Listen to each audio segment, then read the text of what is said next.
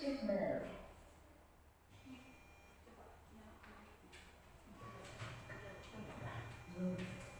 Oke, terima kasih buat kita semua.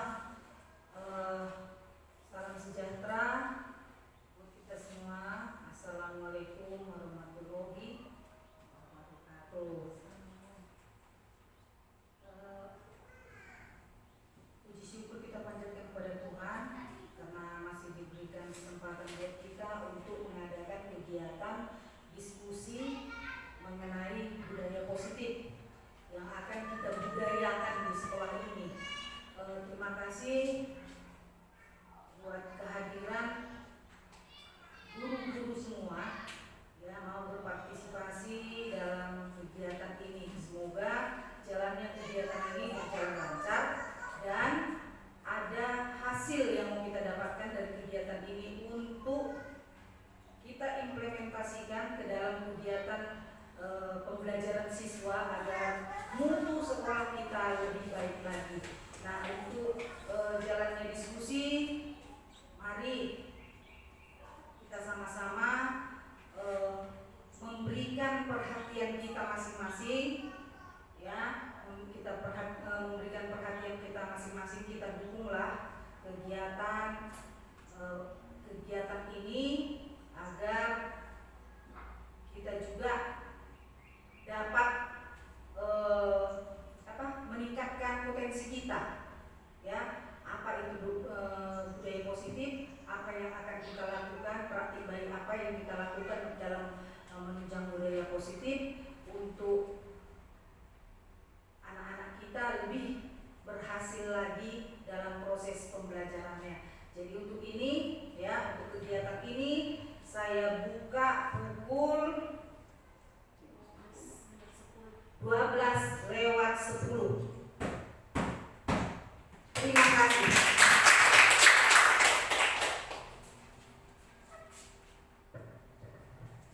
Baiklah, terima kasih buat kata pembukaan dari Ibu Kepala Sekolah. Jadi waktu ini kami berikan kepada Ibu Mariana sebagai pemateri, ya, tadi mengenai budaya positif, supaya bisa kita seperti yang dikatakan Ibu Kepala Sekolah kita terapkan di sekolah kita ini dengan baik. Silakan Ibu.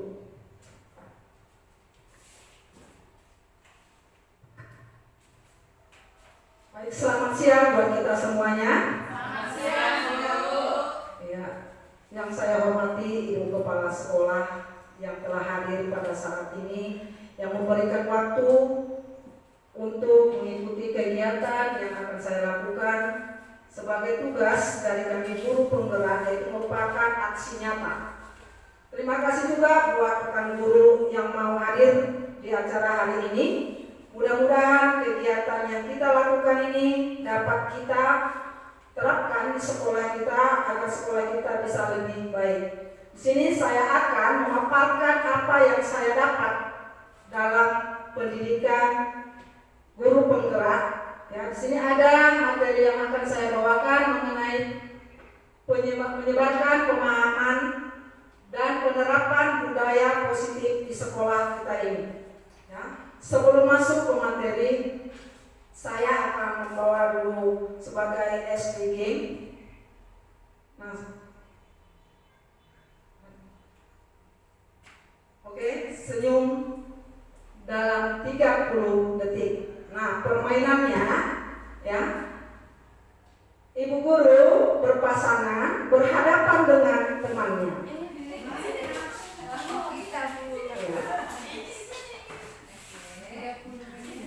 30 detik, boleh berdiri Bapak Ibu. Silakan dipandang temannya. Ya, dengan senyumnya, sayup temannya sampai dia bisa tersenyum.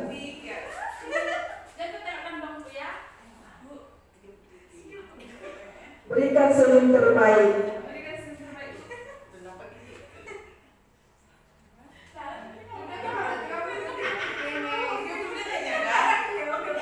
Oke, ya, dengan begitu semangat kita menjadi keluar, ya kan? Dengan sendirinya kita itu dengan melihat apa yang ada di hadapan kita, kita akan senyum-senyumnya, ya. Oke, oke. sebelum kita mulai materinya, sebelumnya kita akan membuat kesepakatan dulu agar kegiatan ini berjalan dengan baik. Oke, kita buat kesepakatan. Nah, di sini ada saya buat kesepakatan mengikuti kegiatan dengan hati gembira, ya. Jadi kita itu mengikuti kegiatan ini dengan hati gembira. Kalau sudah gembira, berarti apapun nanti yang kita terima pasti bisa kita terapkan. Yang kedua ada di sini disiplin waktu. Jadi kegiatan ini sesuai dengan waktu yang kita tentukan. Nah, sini masih ada dua. Kira-kira dari Ibu ada masukan yang perlu kita buatkan untuk menambahi kesepakatan kegiatan hari ini? Apa yang bisa kita tambahi lagi? Boleh? HP dimatikan suaranya, Bu. Boleh diketik Jangan kembali. mengganggu. Silent.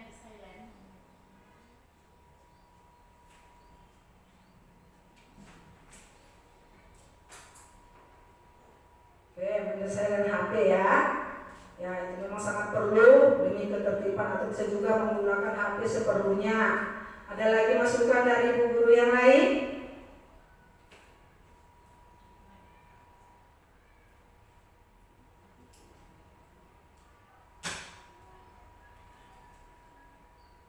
Ada lagi Bu yang kira-kira yang perlu kita tambahkan kesepakatan kita hari ini?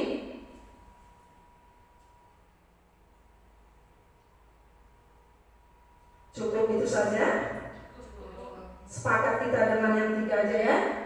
Oke, baik. Itulah kesepakatan pada kegiatan yang akan kita lakukan hari ini. Oke, sekarang saya masuk ke materi yang akan saya bawakan. Oke, tadi sudah sedikitnya. Kemudian yang latar belakang. Ya, latar belakang daripada kegiatan ini adalah sekolah merupakan institusi pembentukan karakter. Oleh karena itu, budaya positif perlu dilakukan di sekolah agar dapat mendukung pertumbuhan karakter murid yang diharapkan. Nah, jadi di sekolah inilah kita membimbing siswa supaya karakter murid itu tumbuh. Itulah latar belakang daripada kegiatan hari ini kita membahas mengenai budaya positif. Kemudian budaya positif di sekolah adalah nilai-nilai, keyakinan-keyakinan, kebiasaan-kebiasaan perkembangan menjadi pribadi yang kritis. Jadi budaya positif itu timbul dari nilai-nilai dan budaya dan kebiasaan yang sering dilakukan di sekolah. Oke, lanjut.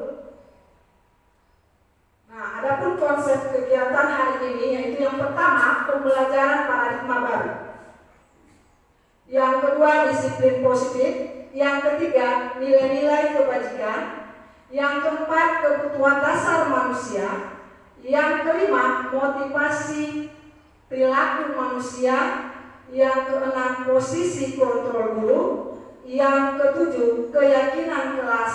Yang kedelapan adalah segitiga restitusi. Oke, kita masuk materi yang pertama yaitu pembelajaran dengan paradigma baru.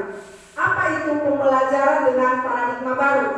Ya, pembelajaran paradigma baru itu adalah pembelajaran dengan paradigma merupakan pembelajaran yang dirancang berdasarkan prinsip pembelajaran berdiferensiasi.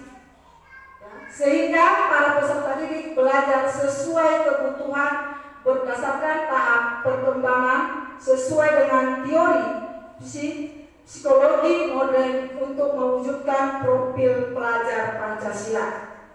Jadi itulah yang bisa kita lakukan yaitu pembelajaran berdiferensiasi. Seperti kita ketahui sekolah kita ini sudah kurikulum merdeka. Tujuannya yaitu mengembangkan profil pelajar Pancasila. Salah satu pembelajaran yang bisa kita lakukan yaitu berdiferensiasi.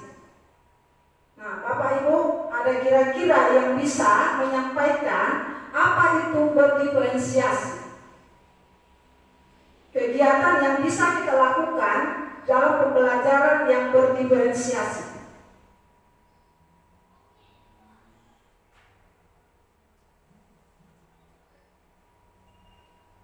Ya, pada Ibu Ropika kami persilakan. Menurut saya kegiatan pembelajaran berdiferensiasi itu, Bu, beraneka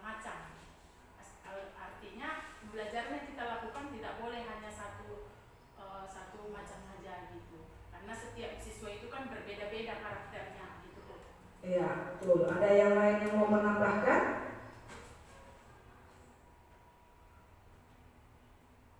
Oke, baik. Memang betul yang dikatakan Ibu Ropika, pembelajaran berdiferensiasi itu adalah pembelajaran yang beragam yang berpihak kepada siswa. Seperti kita ketahui, setiap siswa memiliki karakter yang berbeda, kepribadian yang berbeda, ya, metode pembelajaran yang berbeda. Oleh karena itu, guru harus menerapkan, saya dan ibu sekalian harus menerapkan pembelajaran berdiferensiasi supaya pembelajaran itu dapat merata diterima oleh anak didik kita. Yang tadinya dia suka menggambar, ya, jadi kita siapkanlah dia untuk menggambar. Kalau tadi dia suka bermain, boleh kita buat pembelajaran dengan bentuk permainan. Meskipun dalam satu konteks atau satu materi, ya, contohnya materi yang bisa kita ambil yaitu berhitung. Ya, kita bisa memberikan pembelajaran atau metode yang beragam. Kalau berhitung, kalau dia tadi suka menggambar, maka kita suruh dia menggambar. Bola ada beberapa, kemudian kita suruh dia menghitung bola yang dia gambar. Kemudian kalau dia suka bermain, bisa kita lakukan dengan lompat, ya, dengan lompatan sambil bermain dia akan bisa menghitung berapa lompatan dia. Oke, itu merupakan contoh berdiferensiasi. Jadi ini merupakan metode pembelajaran yang bisa kita terapkan, yang bisa semua anak didik merasakan pembelajaran itu. Yang selama ini ya seperti kita ketahui kita terfokus kepada kita fokusnya dengan target penilaian, ya. Ternyata di sini tidak untuk mewujudkan profil pelajar Pancasila ini. Profil pelajar Pancasila ini terdiri mandiri, ya kan? Ya, bergotong royong, berkarakter. Jadi semua harus kita bimbing, harus kita terapkan. Jadi dengan berdiferensiasi ini bisa kita jalankan. Karena dengan tadi bermain, anak-anak juga dapat bersosialisasi dengan temannya. Ya, itu mengenai pembelajaran dengan paradigma baru sesuai juga dengan filosofi Ki Hajar Dewantara. Kita itu sebagai guru merupakan pamong. Ya, kita merupakan pamong kepada diri kita. Oke. Lanjut.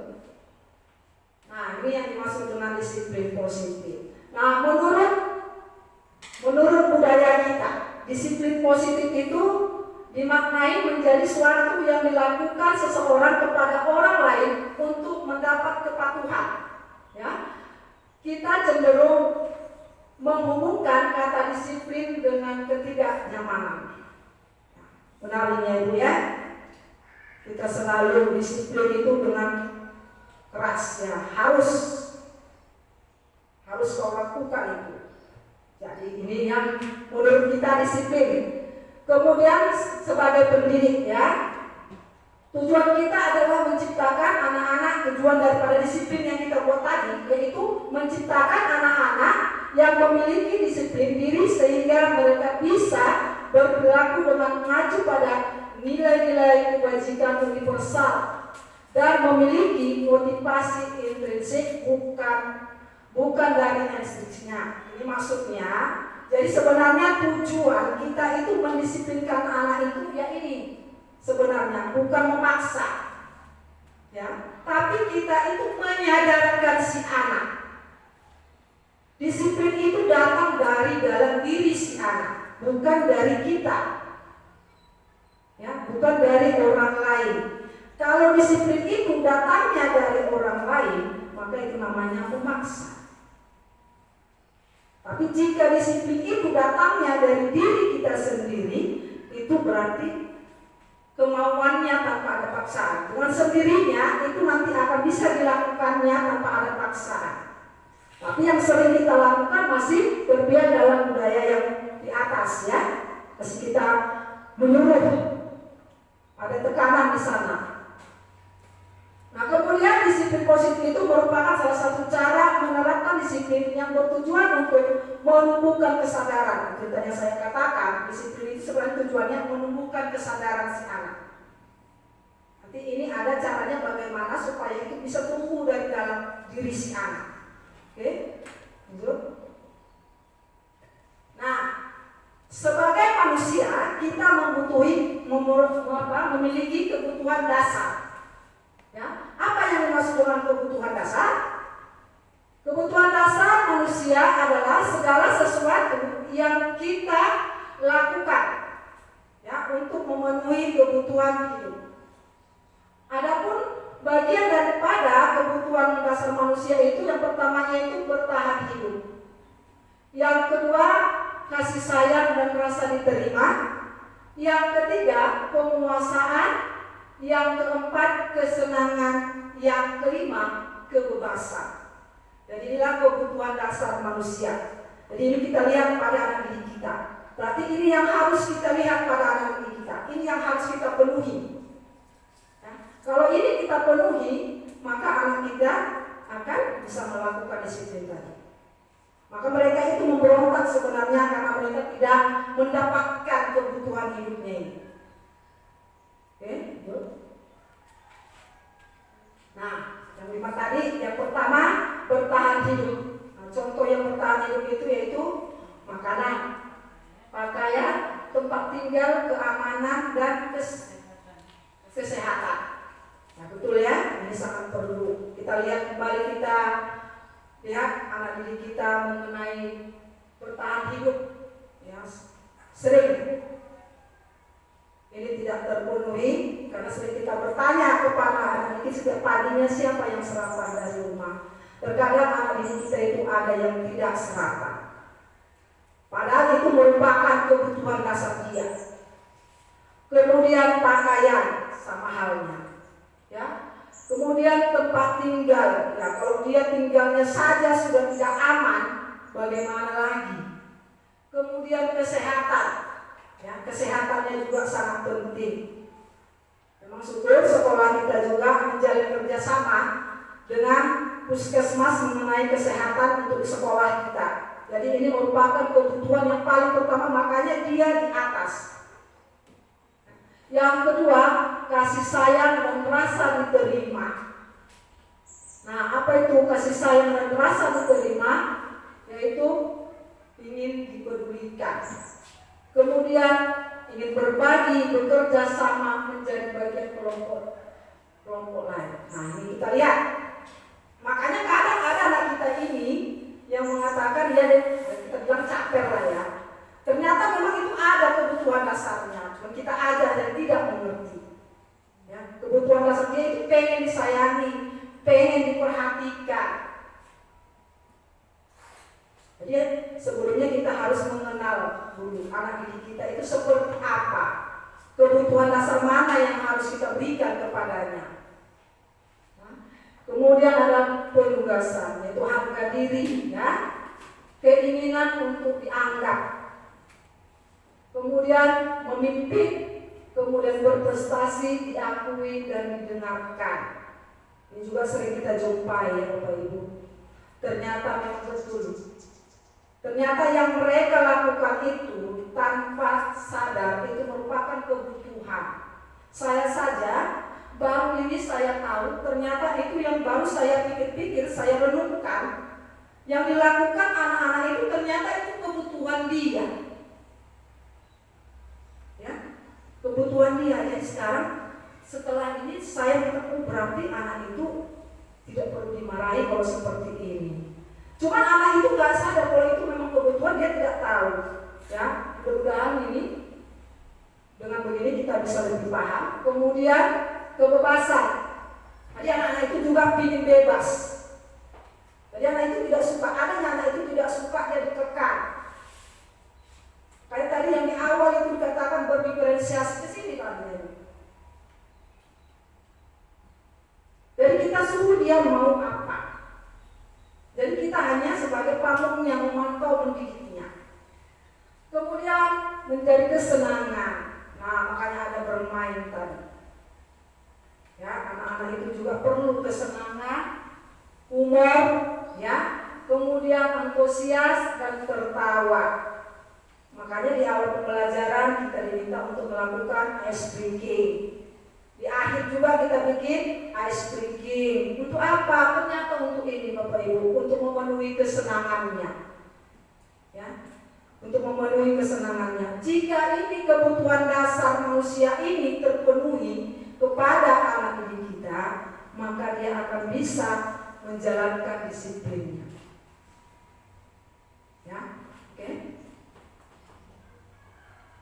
Nah, untuk itu ada motivasinya. Motivasi perilaku manusia. Apa yang dimaksud dengan motivasi? Motivasi merupakan dorongan yang timbul pada diri seseorang secara sadar ataupun tidak sadar. Jadi apa yang dilakukannya itu bisa saja dia melakukan tanpa sadar dan bisa juga dengan sadar. Bisa saja itu dia lakukan untuk mendapatkan kebutuhan hidupnya yang tadi. Cuma kita sebagai pendidik kadang berpandangan lain, ya. Oh kenapa? Gitu. Oke gitu kau. Ternyata tadi ada kebutuhan yang tidak terpenuhi samanya. Jadi dia ingin mendapatkan kebutuhannya itu, ya. Oke, motivasi yang pertama yaitu menghindari ketidaknyamanan dan hukuman. Oke, ibu-ibu, ternyata anak-anak itu tidak suka dia dihukum, ya. Tidak suka dia ketidaknyamanan. Jadi makanya disiplin itu tadi tidak boleh dilakukan dengan paksaan. Ya, tidak boleh dilakukan dengan paksaan. Jadi kalau kita bilang tadi harus, ya, tidak boleh ribut. Berarti tidak ada kata keharusan. Kalau ribut suruh pompa atau keluar, itu merupakan ketidaknyamanan buat dia.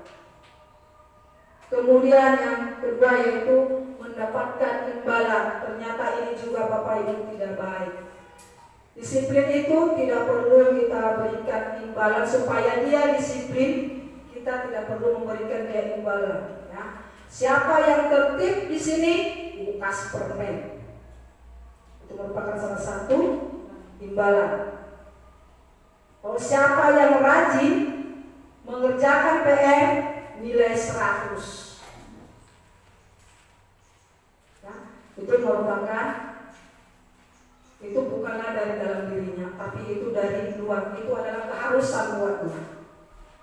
Kemudian menghargai nilai-nilai kebajikan diri sendiri. Inilah yang penting. Tumbuh dari dalam dirinya.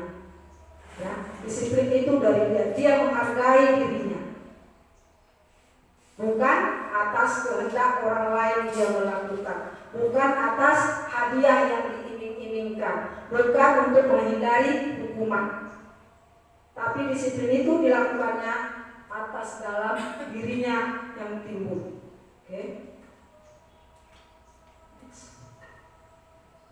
Oke, inilah contoh konsep disiplin identitas gagal. Yang pertama tadi yaitu bentuk hukuman. Ternyata hukuman yang kita berikan selama ini kepada anak didik kita, inilah Bapak Ibu pengaruhnya terhadap si anak. Ada timbul rasa menyakitkan, ya, kemudian tidak nyaman, kemudian dia merasa takut, kemudian memaksa murid, kemudian menyembunyikan kesalahan sehingga dia tidak jujur karena takut dihukum. Jadi dia tidak berani mengatakan yang sebenarnya. Kemudian murid menjadi rendah diri, minder artinya, ya. Ya, itu yang gagal. Jadi bentuk hukuman itu tidak diperkenankan kita lakukan untuk mendisiplinkan anak. Kemudian juga yang tadi kedua itu penghargaan. Ya, penghargaan tadi sebenarnya tidak efektif. Kenapa dia tidak efektif? Itu tadi yang pertama saya sampaikan. Dia akan melakukannya kalau ada imbalannya, kalau ada penghargaannya. Jadi jika tidak ada, dia tidak akan melakukan. Dia tidak akan melakukan, nggak ada ininya. Kemudian merusak hubungan. Ya. Benar ya Bapak Ibu? juga dapat merusak hubungannya. Akhirnya kita tidak bisa berkomunikasi dengannya. Kalau ibu nggak mau ngasih, nggak mau aku katanya. Kemudian mematikan kreativitasnya. Ya, dia tidak akan bisa berkreatif karena dia didorong tadi hanya karena ada imbalan. Kalau tidak ada imbalan, dia tidak akan mau melakukan. Kemudian menghukum dengan sistem ranking. Makanya sekarang ini Bapak Ibu sudah tidak ada lagi ranking buat di Guru Merdeka. Ternyata ini dasarnya itu merupakan disiplin yang gagal. Karena memang akan ada di sana timbul rasa iri, ya. Dia akan iri melihat temannya. Kemudian ada juga merasa mindernya, ada juga merasa malasnya. Ya, nanti dia, oh aku kemarin itu rajinnya, tapi kok gak juara. Jadi ini sekarang sudah tidak diperbolehkan. Kemudian ada lagi merampas hak menghargai dirinya. Oke, inilah merupakan konsep disiplin identitas gagal. Jadi poinnya hukuman dan penghargaan. Oke. Nah, inilah contoh disiplin identitas sukses. Inilah yang bisa kita lakukan Bapak Ibu supaya anak-anak kita itu bisa disiplin berdasarkan dari dirinya sendiri. Berat memang menerapkannya. Yaitu yang pertama konsekuensi. Konsekuensi berarti itu kesepakatan antara dia dengan kita, bukan karena adanya kepaksaan, bukan karena adanya keharusan. Ya. Nah, kalau kita menerapkan konsekuensi ini, ya, ini berdampak, ya, penguatan jangka pendek. Kemudian perlu monitoring, jadi kita perlu memantau dia. Hari ini kita sepakat tadi sudah ada kita buat itu dari dalam dirinya. Kemudian kita ikuti, bukan dia itu berjanji atau sudah sepakat maka kita biarkan, tapi tidak, kita terus melanjutkannya, kita terus memantaunya. Nah, kemudian murid juga menghormati peraturan. Ya, dia menghormati bukan atas dasar paksaan tadi. Kemudian kehilangan waktu untuk merenungi kesalahan. Jadi dia tidak lagi merenungkan apa kesalahan dia. Kenapa aku begini? Kemudian yang kedua bisa kita lakukan yaitu restitusi atau konsep disiplin. Apa yang termasuk ke dalam restitusi atau konsep disiplin itu? Murid bertanggung jawab untuk perilakunya. Jadi ini ada dari dalam dirinya. Si anak tadi melakukan kesalahan dengan sendirinya, kalau itu disiplinnya sudah ada dalam dirinya, kesalahan itu akan diakuinya. Kemudian fokus pada pemecahan masalah jangka panjang. Ya, jadi ini berdampak panjangnya. Kemudian murid menghormati dirinya dan orang lain. Kemudian murid bersemangat. Kemudian posisi kontrol guru. Oke, yang pertama pembuat rasa bersalah, yang kedua penghukum, yang ketiga teman, yang keempat pemantau, yang kelima adalah manajer. Oke, pembuat rasa bersalah. Sekarang kita ingat kembali apa yang telah kita lakukan terhadap anak didik kita mengenai yang pertama yaitu pembuat rasa bersalah. Mungkin kita di sini juga pernah melakukannya ini ya Ibu. Tidak bisa kita pungkiri, secara tidak sadar ini akan muncul. Nah, ternyata di sini memang merupakan posisi yang kedua juga penghukum. Ini juga sangat sering kita lakukan. Kita sering menghukum siswa kita tanpa sadar maupun dengan sadar. Ternyata menghukum ini dapat merugikan terhadap si anak, baik itu secara moral maupun secara fisiknya. Yang ketiga sebagai teman, ini juga sudah kita lakukan, cuman kita tidak tahu itu posisi seperti apa. Kita terkadang menjadikan anak didik itu seperti teman. Nah, ini juga ada keuntungan dan ada juga kekurangannya. Ya, kalau dia sebagai teman, keuntungannya kita bisa lebih dekat terhadap si anak. Kerugiannya si anak menganggap kita sebagai teman sehingga dia kurang hormat. Dalam berbicara juga bisa seperti itu. Kemudian yang ketiga sebagai pemantau. Ya, kita sebagai guru sering juga melakukan pemantau. Kita memantau anak-anak kita mulai dari perilakunya sampai dia berbicara, kemudian juga kita pantau juga dengan pembelajaran yang dia lakukan di dalam kelas. Yang kelima yaitu manajer. Nah, dari kelima posisi kontrol ini, yang paling bisa, yang paling bagus saya rasa ya, yaitu mengenai manajer.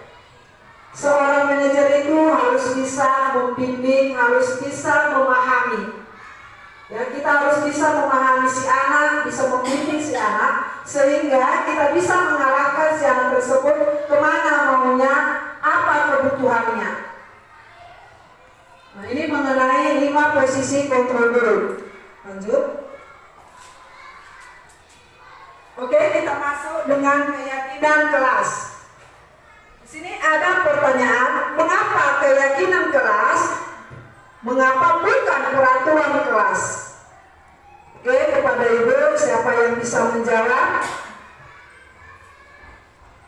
atas pertanyaan yang ada di depan, sehingga ini bisa membuka wawasan kita.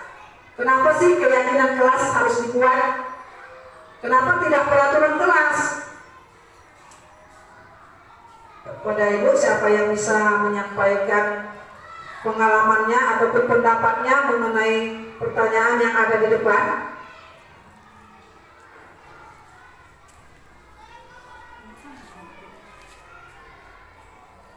Oke ya, terima kasih buat Ibu Marta.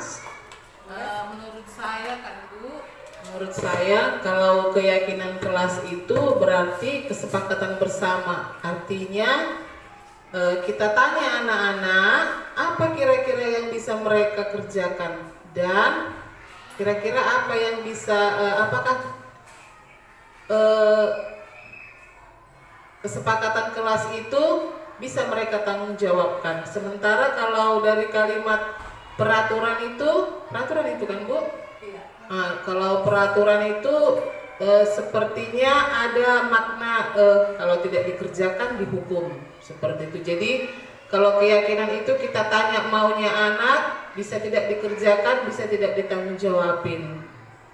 Kira-kira seperti itu menurut saya, Bu. Terima kasih buat pendapat dari Ibu Marta. Memang betul ya.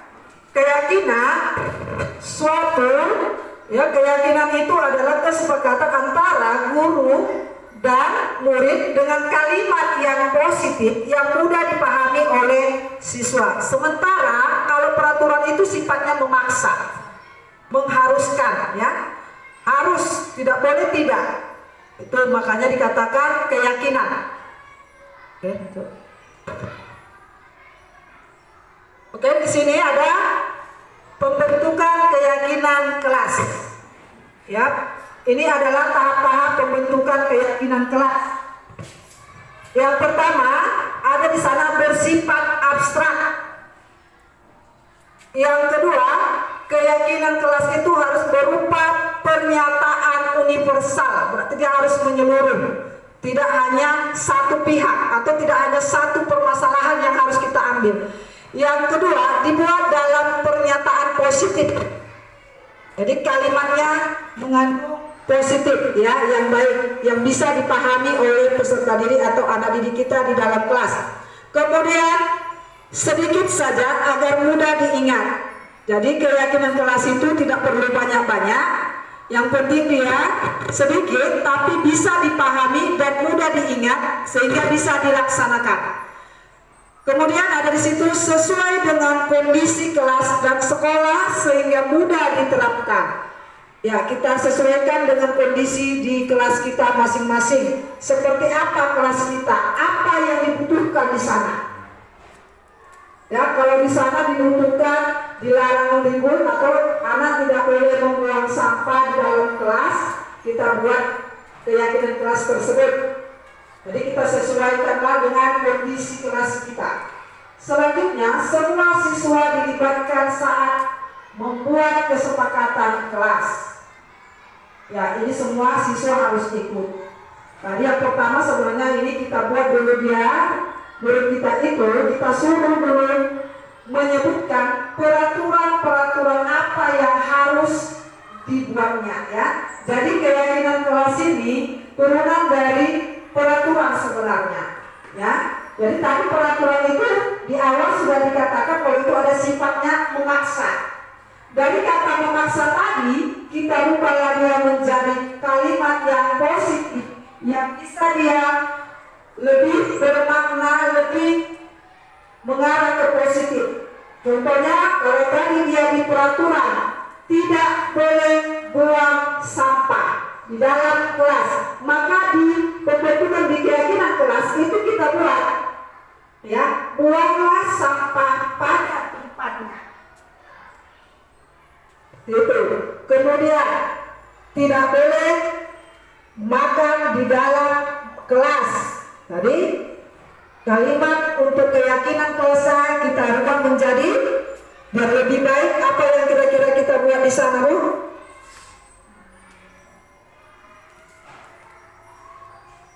Ya, dilarang makan di dalam kelas, maka bisa kita katakan makanlah pada saat jam istirahat. Oke, dan selanjutnya, sehingga itu kalimat-kalimat yang memang gampang ataupun mudah diingat anak kita. Nah, dari hasil dari keyakinan tadi, maka kita tanyakanlah di sana apa nilai yang dapat di sana diperoleh.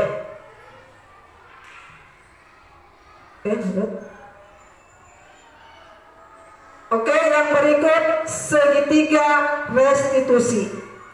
Segitiga restitusi itu terdiri dari menstabilkan identitas, kemudian validasi tindakan yang salah, kemudian ada juga menanyakan keyakinan. Inilah tahapan-tahapan segitiga restitusi. Ya.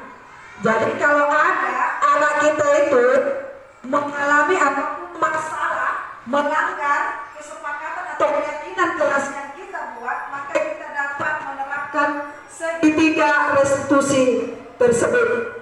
Jadi yang pertama kita lakukan menstabilkan identitasnya. Kita tanya kenapa. Yang kedua, validasi tindakan yang salah. Kenapa dia melakukan itu? Kemudian yang ketiga, menanyakan keyakinan. Apakah dia yakin dengan kesepakatan atau keyakinan yang telah dibuat bersama? Oke, ini yang pertama, menstabilkan identitas. Berdasarkan prinsip, membuat kesalahan adalah bagian dari proses pembelajaran. Jadi kalau anak itu melakukan kesalahan, itu termasuk ke dalam proses pembelajaran. Nah, apa yang kita lakukan dalam tahap menstabilkan identitas ini? Yang pertama, kita membuat salah itu wajar. Inilah yang kita ungkapkan kepada anak jika dia melakukan kesalahan. Yang kedua, tidak ada manusia sempurna. Ini kita katakan kepada anak, tidak ada manusia sempurna. Kemudian kita sebagai guru juga, sebagai bapak guru juga bisa mengatakan, kita mengakui diri kita bahwa kita juga pernah melakukan kesalahan. Dengan begitu anak tidak merasa takut untuk berkata jujur. Kemudian kita sebagai guru juga bisa mengatakan tidak mau. Ibu tidak mau mencari siapa yang salah, tapi kita mau mencari solusi dari permasalahan yang dialaminya. Kemudian kita juga bisa mengatakan kepada anak tersebut untuk menstabilkan identitasnya, ya, kamu berhak merasa begitu. Ya, jadi kita yakinkan dia, kita ikuti alur dia, oke? Nah, restitusi yang kedua yaitu validasi tindakan yang salah. Berdasarkan prinsip, setiap perilaku berupaya memenuhi suatu kebutuhan tertentu. Nah, kalau untuk memvalidasi tindakan yang salah ini kita bisa mengatakan kepada anak didik kita, ya, kamu pasti punya alasan mengapa melakukan hal itu.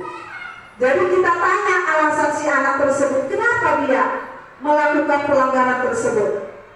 Nah kemudian yang kedua yang bisa kita katakan di validasi tindakan yang salah ini, padahal kamu dapat melakukan hal yang lebih buruk dari ini ya. Nah contohnya tadi dia melakukan salah, tadi dia hanya mengejek temannya, menjawabnya, tidak sampai dia menyakiti. Jadi kita berikan kebenaran, bisa ya kalau peraturannya melebihi dari situ kau lakukan. Kemudian kita juga bisa memberikan, kamu pasti bangga karena tidak melakukan sesuai yang penting buat kamu ya. Jadi kita bilang kamu bagus, ya kita katakan kamu tidak sampai melakukan yang lebih parah dari itu. Selanjutnya kamu melakukannya karena mempertahankan sesuatu yang penting bagimu. Dan kita bilang, ya tentu itu kau lakukan karena memang ada yang mau kau pertahankan apa yang menjadi hakmu. Oke? Nah kemudian restitusi yang ketiga, menanyakan keyakinan. Nah, ini yang tahap yang terakhir. Setelah dia tadi menyadari apa tujuannya, apa alasannya, maka kita menanyakan keyakinannya. Ya, berdasarkan teori prinsip bahwa pada dasarnya kita termotivasi secara intrinsik. Ya, itu datang dari dalam dirinya. Dengan kejadian yang dialaminya, maka ada dari termotivasi dari dalam dirinya untuk melakukannya. Sehingga itu bisa dikatakan dia tidak sadar, ya. Nah pada tahap menanyakan keyakinan, kita bisa menanyakan apa keyakinan kelas kita. Jadi kita tanyakan apa yang telah dibuat. Kemudian nilai-nilai apa yang telah disepakati bersama. Kita tanya anak tersebut atas kesalahan yang dilakukan. Nilai-nilai apalah yang sudah dia langgar dari keyakinan yang telah dibuat. Selanjutnya, kamu ingin menjadi orang seperti apa? Kita tanya, ya setelah dia sadar kita tanya, kamu mau jadi apa? Nanti dari dalam dirinya itu dia akan berkata, iya Bu, saya tidak akan melakukannya, saya salah. Ya, kedepannya saya tidak mau lagi seperti itu. Ya, itu yang akan dia lakukan. Oke, jadi itu tahapan restitusi. Jadi ada 3 tadi tahapan restitusi.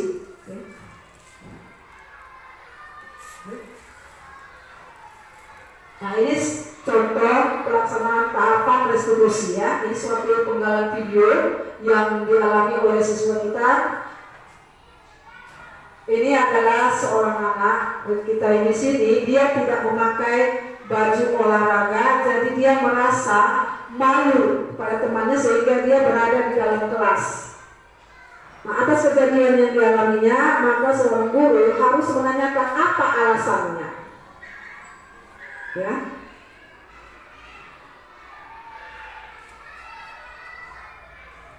Kita tanyakan apa alasan dia, kenapa dia di dalam kelas.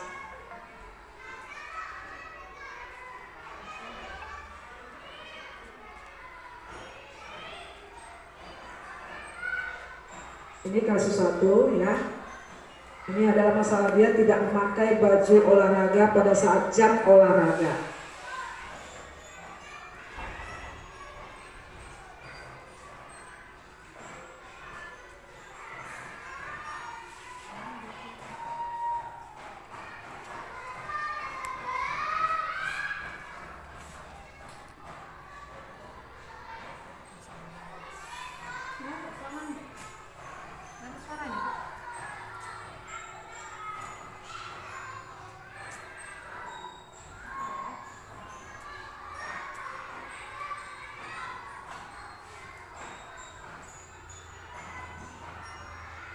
Ya, nilainya di dalam penerapan program disiplin positif, hendaknya guru memiliki standar kepribadian profesional dan sosial yang baik di mana guru mampu merefleksikan dirinya dalam posisi kontrol saat ini.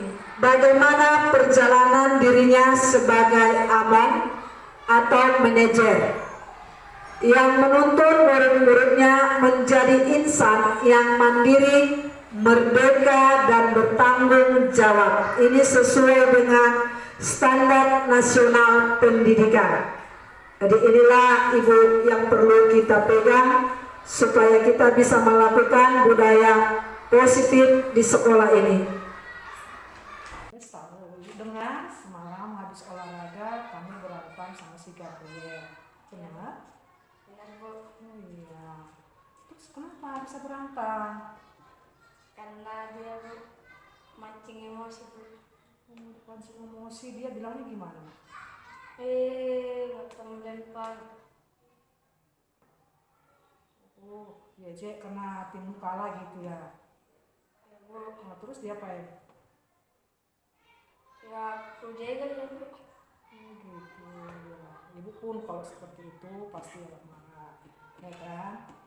Nah, terus kamu pasti punya tujuan melakukannya ya, Miss ya. Apa tujuanmu sehingga kamu jadi marah begitu? Karena dia Bu dibilang manis, tak melempar. Ya. Tapi kalau menurut kamu itu bagus nggak yang kau lakukan? Nah, jadi kalau kedepannya gimana?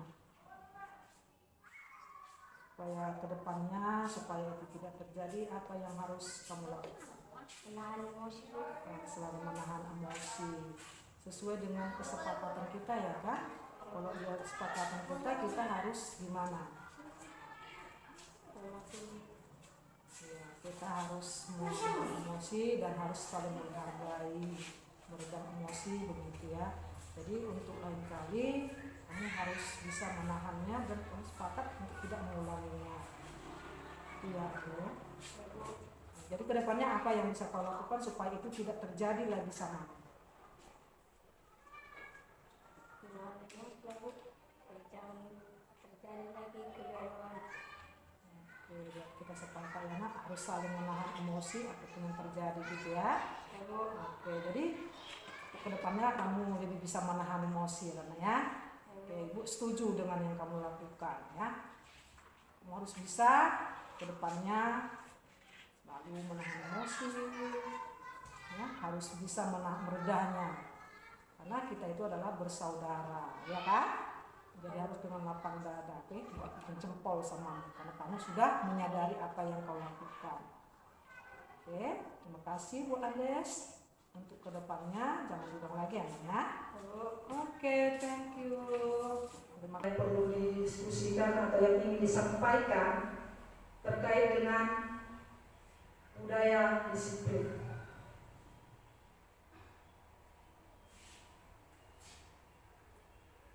Agar kita dapat melakukannya di sekolah kita ini supaya sekolah kita ini lebih baik lagi.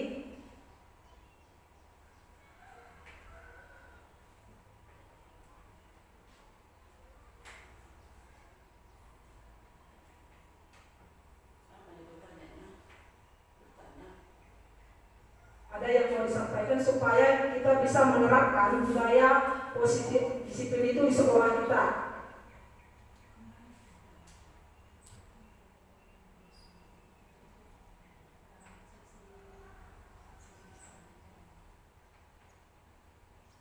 Kira cukup jelas ya Bu.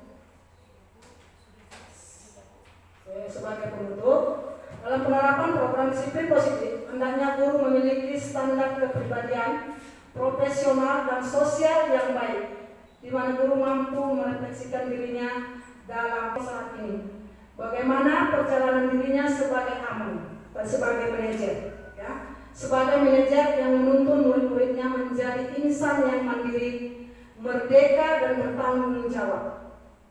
Ini juga merupakan suatu standar nasional pendidikan yang harus kita wujudkan. Inilah tujuan kita untuk melakukan disiplin positif. Sebelum kita tutup kegiatan ini, kita revisi dulu.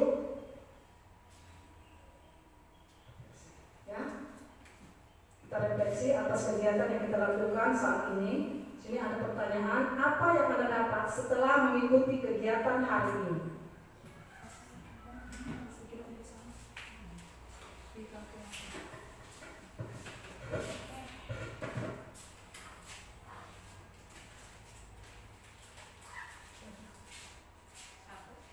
Ibu guru boleh menuliskannya di sticky note yang telah dibagikan.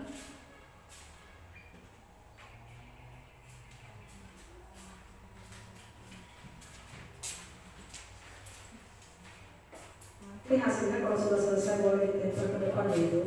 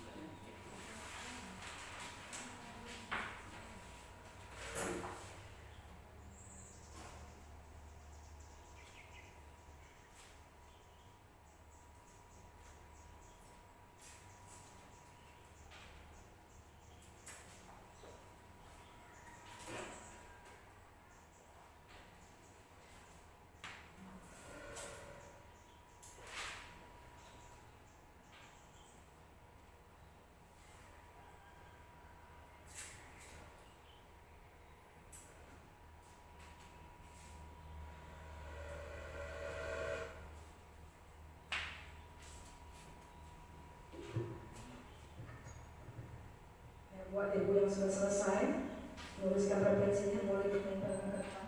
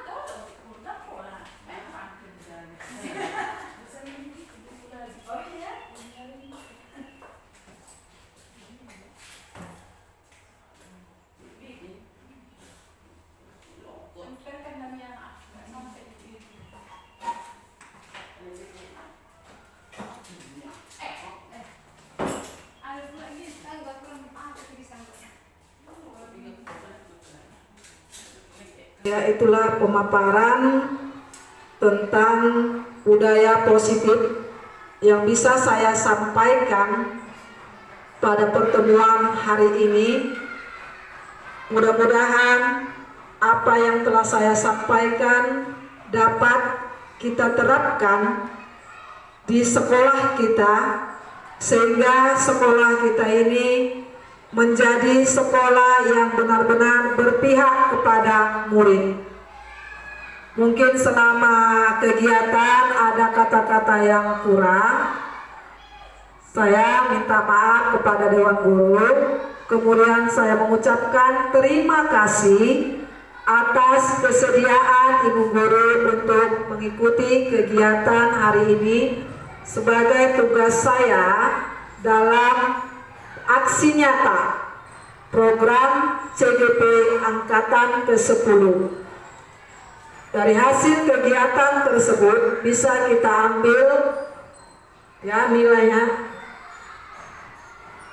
Ini dalam penerapan program disiplin positif, hendaknya guru memiliki standar kepribadian, profesional, dan sosial yang baik, di mana guru mampu merefleksikan dirinya dalam posisi kontrol saat ini. Bagaimana perjalanan dirinya sebagai abang atau manajer yang menuntun murid-muridnya menjadi insan yang mandiri, merdeka, dan bertanggung jawab. Ini sesuai dengan standar nasional pendidikan. Jadi inilah Ibu yang perlu kita pegang supaya kita bisa melakukan budaya positif di sekolah ini. Ya, dan terima kasih